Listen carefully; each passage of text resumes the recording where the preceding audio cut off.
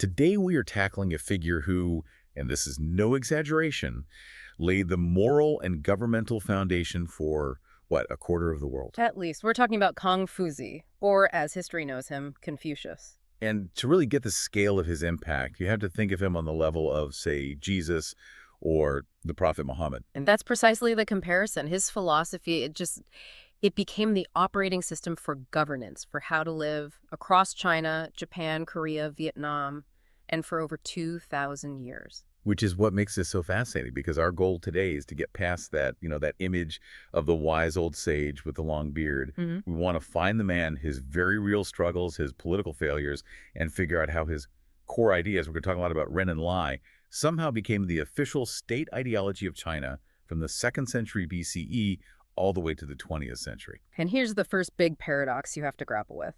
Confucius, the guy we see as the ultimate traditionalist, was absolutely adamant that he was transmitting, not creating. He really thought the golden age had already happened. Completely. He saw his job as just restoring it.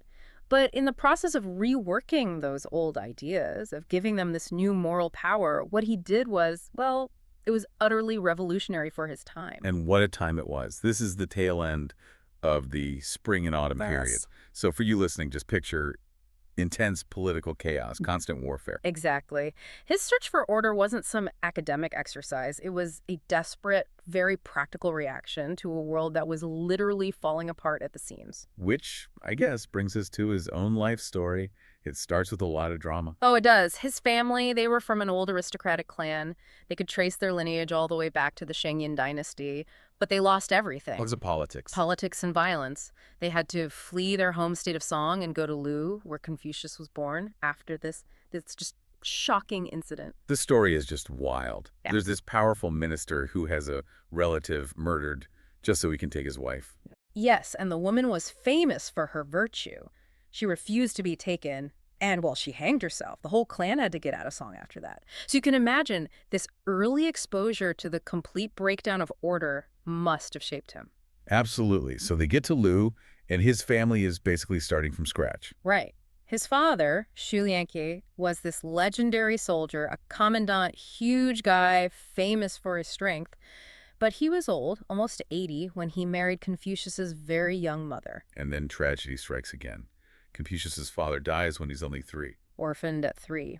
And because the family was so poor, he had no access to the formal schools. That was for the rich kids. He had to figure it all out on his own. He was self-educated. Fiercely self-educated. And he talked about his own intellectual journey, not as this flash of lightning, this divine inspiration, but as a series of very deliberate steps. That timeline he lays out is so revealing, isn't it? He says at 15, he set his heart on learning. At 30, he stood firm. Right. Think about that. A 15-year climb just to get your feet planted on the right path. Then what was it? At 50, he knew the will of heaven. Meaning he finally understood the universe's moral principles, and it wasn't until 70 years old that he said he could finally follow his heart's desires without crossing the line. A 55-year journey to become a good person. It really shows you this isn't about quick fixes. It's about constant lifelong work. It is. Now, the sources, especially the Analects, they also show a very human side. There are hints. His marriage wasn't happy. Maybe it ended in divorce. And then there's that very famous kind of awkward quote about who is difficult to deal with. Yes, where he says it's hardest to deal with women and Zhaoren. Now, the immediate reaction is, he's just venting about his personal life, but we have to look at that word, Yaoren. It's often translated as petty people. It is, but that's too simple. It makes it sound like he's just annoyed. In his philosophy, the Zhaoren is the polar opposite of the Junzi, the nobleman. So the Zhaoren is selfish, focused on personal gain. Lacks that moral core, Ren. So when he lumps them together with women, he's expressing frustration with anyone who, in his view, can't easily be guided by the strict disciplines of ritual and selfless action. It's a controversial quote, for sure, but it shows he wasn't some perfect sage. He was a complex person struggling with his own ideals. Okay, that makes sense. So he has a family, he needs a job. He starts out as, a granary keeper. Yeah. An overseer of farms. Very minor jobs. But the sources say he approached them with this almost sacred enthusiasm for order. He was obsessed with getting it right. And that's when he realizes how bad things are. Exactly. His dedication to just doing these small jobs properly showed him all the chaos in the system. The corruption, the abuse, the waste. He just couldn't ignore it anymore. And this all lines up with the death of his mother, which becomes this huge turning point. The 3-year mourning period. This was a massive statement. By that time, most aristocrats had given up the traditional 3-year mourning custom. I mean, it was disruptive. So for him to do it here, it wasn't just traditional. It was radical. It was an act of defiance. And for those 3 years, he just dove into the classics: history, poetry, music, rituals. And his conclusion was clear. The world was suffering because all structure had collapsed. The only cure was to consciously go back to the old, ordered ways. And that sets him up for his very short-lived political career. Very short-lived.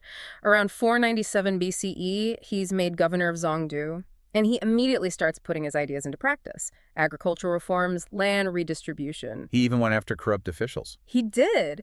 His success was, frankly, explosive. But his rigid, uncompromising nature was also his undoing.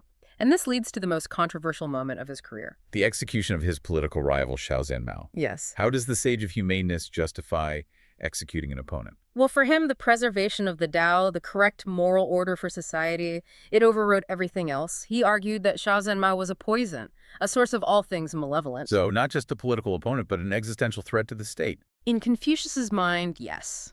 The ethical calculation was that the stability of the entire state was more important than the life of one morally corrosive person.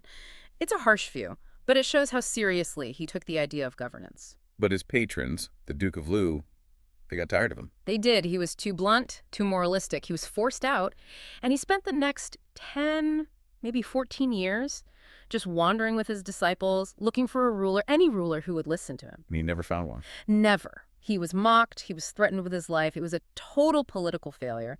And that failure is probably the most important thing that ever happened to him. Because he had to accept his fate. He realized he wasn't meant to be a minister. He was meant to be, what was the phrase?